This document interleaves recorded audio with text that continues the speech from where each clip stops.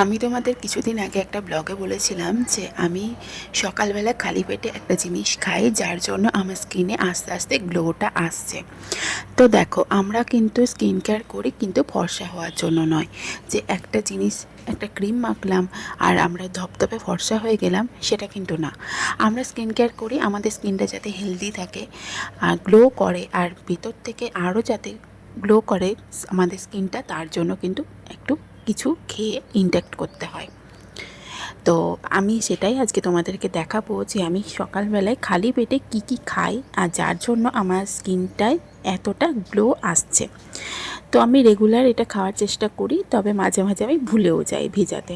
তো আগের দিন রাত্রেবেলায় আমি কয়েকটা লবঙ্গ আমি এইভাবে 1 কাপ জলে ভিজিয়ে রেখে দিই, আর সকালবেলায় এইটাকে ছেঁকে আমি ওই 1 গ্লাস মতন আমি খেয়ে নিই।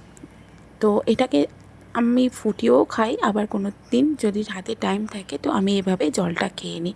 তবে টেস্টটা খুব একটা ভালো তা নয়, তবে যদি এই টেস্টটা আরও একটু ভালো করা যায় তাহলে এর মধ্যে একটু মধু অ্যাড করা যেতেই পারে, তবে আমি কিছু দিই না, আমি এটাকে এমনিই খেয়ে নিই। তারপরে খানিকক্ষণ পরে আমি আরেকটা জিনিস খাই, সেটা হচ্ছে চিয়া সিড। আগের দিন রাত্রে কিছুটা জলে আমি চিয়া সিড ভিজিয়ে রাখি, 1 চামচ চিয়া সিড দিয়ে, আর পরের দিন সকালবেলায় একটু গরম জল করে নিই আর তার মধ্যে একটু লেবুর রস দিয়ে দিই। আর এতে কিন্তু ওই যে বললাম মধুও দেওয়া যায়, কিন্তু আমি মধুটা দিই না, সবসময় মধুটা ঘরে থাকে না, তো সেই জন্য আমি দিই না। তো এটাকে আমি ভালো করে মিক্স করে আমি খেয়ে নিই। এটা কিন্তু একদম মানে খালি পেটে খেতে হবে।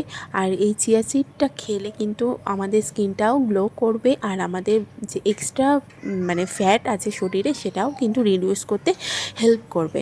তো আমি এই দুটো জিনিস আমি সকাল সকাল খেয়ে নিয়ে একদম খালি পেটে মুখটা ধোয়ার পরে, তো তারপর সারাদিন আমি যা খাবার খাই সেগুলো খাই।